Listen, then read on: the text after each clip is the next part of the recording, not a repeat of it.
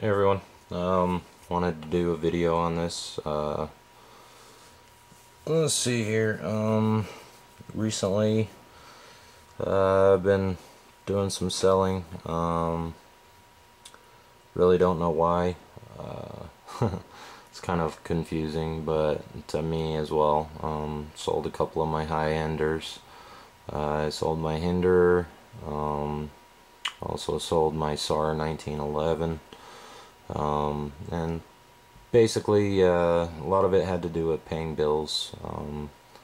Got kind of caught up in overdoing some stuff, but not too bad. We've been working a lot of hours, so that'll help too. I haven't really started to see the benefits of that yet, but anyways, this is one of the ones that I ended up picking up. I had a knife store recently open up in my neighborhood, and so this one's one of the ones that I picked up. It's a very old knife, pretty rare knife. It's actually a very rare knife, pretty hard to find. The value of it isn't super high as far as you know, my book says, but you know, going on the forums, I ended up going on to the forums to see if I could find out more information on it, and got back a lot of good exposure from it. A lot of guys basically didn't really have a whole lot of information, but just about every single one of them had stated that they were very interested in it, and that they would, you know, like getting their hands on one. Let's see here. Brothers. If I remember this right. Yeah, this is 1840 to present knife. It's basically it's a lot like a lockback whittler is what it's like.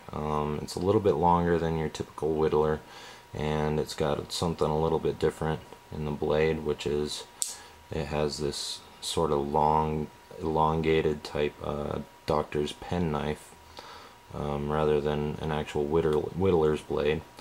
Plus it's fairly thin. It's not a super thick blade by any means, and the only thing that really kind of makes it stand out as a whittler are the Wharncliffe blade and the penknife. So those two make it pretty much more along the lines of a whittler. Both of these blades have half stops, the two smaller blades, whereas the big main blade is just a full pull. But as you guys can see, it has a really good snap to it, you know, from right about there it goes in. It is a lockback. It's in mint condition. Very happy that I found this. I mean, the insides of it are definitely a little bit different than most knives that you run into. I'll just kind of show you guys. As far as the back spring on this, since it is a lockback, I don't know if, you know, a lot of people know this, or if, you know, this is something new, but inside of there, the two springs come up over the back spring right here for the lockback, and they also serve as the partial spring for the lockback as well.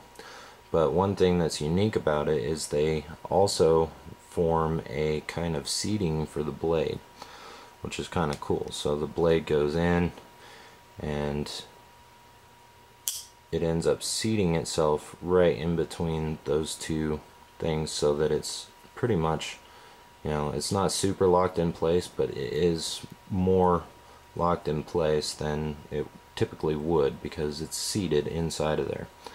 So in between these, the springs for these two knives.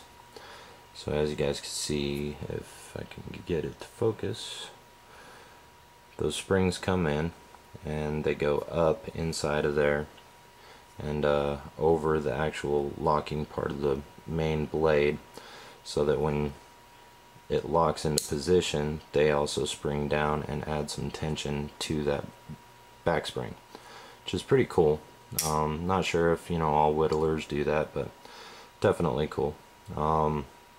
Genuine stag handles. The pinning on these is what I was told by one of the forum members who I guess is, you know, really heavily into slip joints, has basically stated that the pinning is more modern day. So it's not old style type pinning like I thought it was, but it's more of a modern thing since, you know, probably like the 1960s, 1970s instead of the 1800s or early 1900s. But not a whole lot of people had a whole lot of information on this. Let's see, the name on the stamp is C.L. Otters. When I look in my book, it comes up Gebruder Burns Brothers. It's out of Solingen, Germany, and was in between 1840 to present, and is considered a medium as far as collectability, price-wise. But as far as me, being, you know, new to slip joints and everything else, this is definitely one of my favorites. I mean, it's very unique.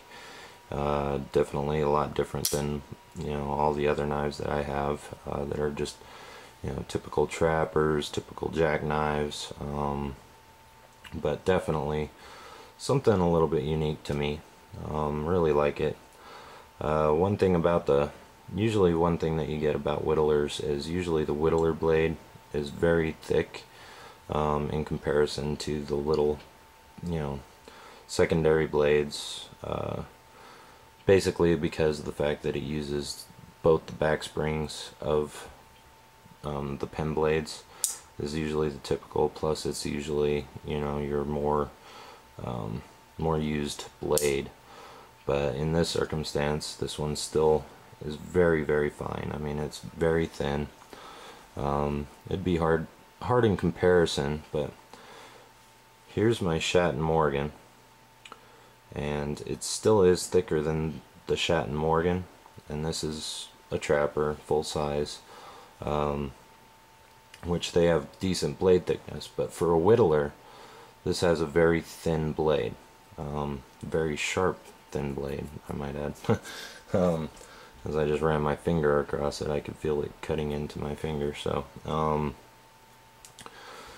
I don't know what else to really say about it. I just kind of wanted to share this one with you guys. It is new to me, and you know, new to you guys, I'm sure. Hopefully, you know, you guys haven't seen something like this before. And I don't know what I did with my polishing rag. Where'd it go? There we go. Okay.